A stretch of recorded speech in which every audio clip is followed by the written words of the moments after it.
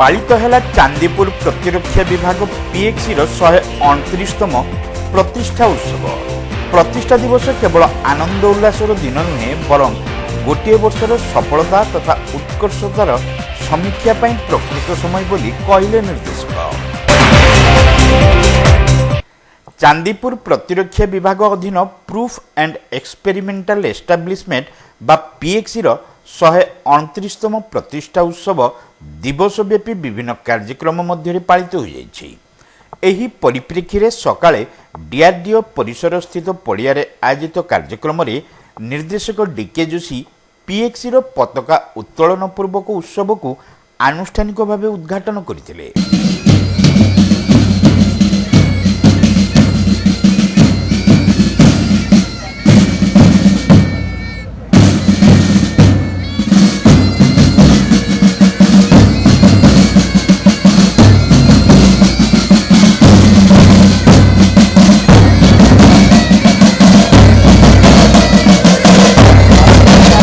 प्रतिरक्षा क्षेत्र में गोला बारूद परीक्षण ठारू विभिन्न जंत्रपातिर प्रयोग तथा परीक्षार एही विभाग 129 वर्ष पदार्पण करने सह राष्ट्र पई गौरव आनीपारिछि। विश्वर अद्वितीय फ्लैट बेलाभूमि भाव चांदीपुर को चयन सह तत्कालीन ब्रिटिश सरकार एठारे पीएक्सी स्थापन करथिले। देशर प्रतिरक्षा पई उद्दिष्ट पारंपरिक युद्धास्त्र पीएक्सी रे परीक्षण हेउथिबा बेले चांदीपुर स्थित आईटीआर समस्त प्रकार आधुनिक क्षेपणास्त्र परीक्षण हेउथिबा श्री जोशी सूचना देथिले। इतिमध्य दीर्घ दिन बीती जाइथिबा बेले भारतर प्रतिरक्षा विभाग पई यह अत्यंत उपादेय साब्यस्त होई परिछि। जातीय प्रतिरक्षा प्रस्तुति रे उल्लेखनीय अवदान पई समस्त कर्मचारी को कृतज्ञता जणाइबा सह पीएक्सी कर्मचारी यूनियन एवं एसोसिएशन सहयोग को श्री जोशी प्रशंसा करथिले। एही संस्थान कार्यरत अधिकारी और कर्मचारी निष्ठापर उद्यम पीएक्सी को विश्व स्तर में परिचिति दे पारिछि बोली निर्देशक श्री जोशी प्रकाश करथिले।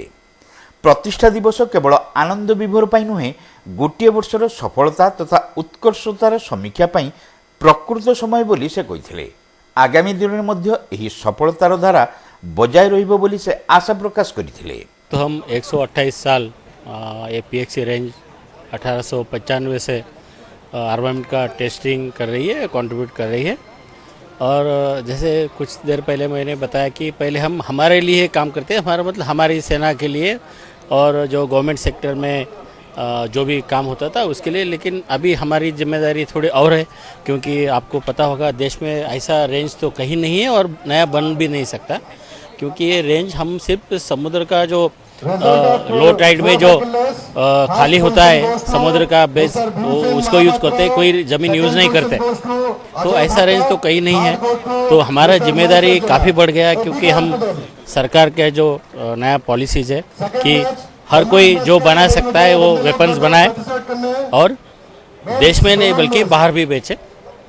तो इस हमारा रेंज का तो सबके लिए ओपन है और जो भी आएगा उसका ट्रायल अभी भी हो रहा है प्राइवेट एजेंसी का, गवर्नमेंट छोड़ के पहली बार। और सबसे बड़ी उपलब्धि या हमारा जो कोशिश रही है कि हम मानते हैं कुछ काम नहीं हुआ तो कोई प्रॉब्लम नहीं है, लेकिन सेफ्टी का कोई भी रिस्क नहीं है। कोई no work is done with even out of risk. तो हम नॉर्मली बोलते हैं एक्सीडेंट्स और इंसिडेंट्स की बात करते हैं। एक्सीडेंट तो छोड़िए ये दूर कि इंसिडेंट की मुझे लगा कि मैं शायद इंजूर हो सकता था, ऐसी भी चीज़ हम अवॉइड करना चाहते हैं। तो वैसे सेफ्टी फर्स्ट एंड ऑलवेज। काम आज नहीं कल होगा, परसों होगा, 6 महीने बाद भी होगा, लेकिन जान माल या किसी का भी प्रॉपर्टी हमारी हो या कोई प्रॉपर्टी हो, तो हमारा उद्देश्य वही होता है।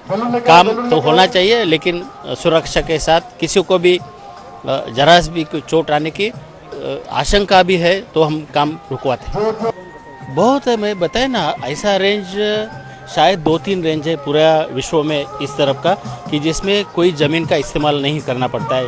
नहीं तो आपने देखा होगा पुराने 20-25 साल पहले जैसे आइलैंड आया, उसके पहले लोगों को पैसा देके और कहीं लेके जाते थे ट्रायल करना है तो। लेकिन हम तो डेली फायर करते हैं, दिन में औसतन 100 गोले फायर करते हैं हम लोग औसतन, क्योंकि एक साल में 15,000 से लेके 20,000 22,000 तक गोले फायर करते हैं। तो हम किसको कहाँ कहाँ डेली मूव करवाते।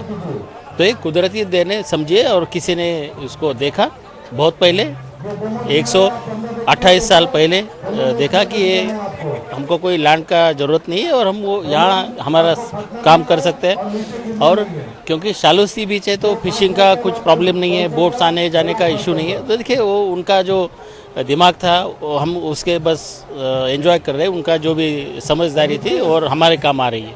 देश से उम्मीद करता है कि हमारा इंपोर्ट एक्सपोर्ट, अगर हमारे यहाँ बहुत सारे लोग वेपन बना रहे हैं और बाहर भेज सकते हैं, तो चांदीपुर रेंज अपना सहयोग देने के लिए तैयार है। क्योंकि कोई भी वेपन होता है, इक्विपमेंट होता है, तो उसको इस्तेमाल करने से पहले उसका परीक्षण होता है और वो परीक्षण यही होता है।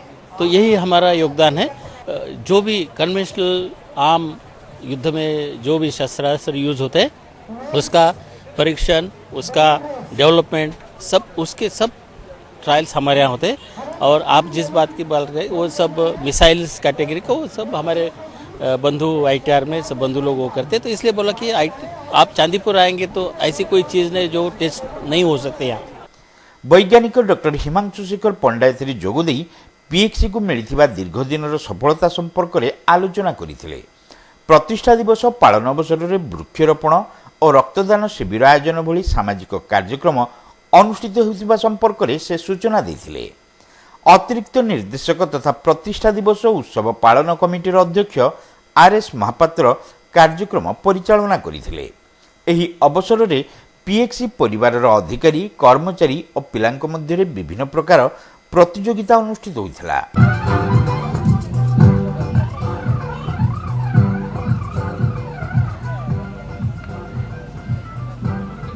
ବାଲାନ୍ସିଂ ଆଗଥର ଗୋଟେ ଲୋକଟେ କରୁଥିଲା, ବାଲାନ୍ସର ରଖିଦେଲା। ଭୀମ ଆଇ ସେ ଅଛି ମଝିରେ ପଟରେ ସେ ଦି ଜଣ ରହୁଛନ୍ତି। ଅଧେ ପଳେଇ ମାନେ ଏଇଠି ଦେଖୁଛ ବୋଲି ଜଣା ପଡୁଛି ସମାନ ପାଖାପାଖି ସେ ଅନେଇ ଦଉଛି।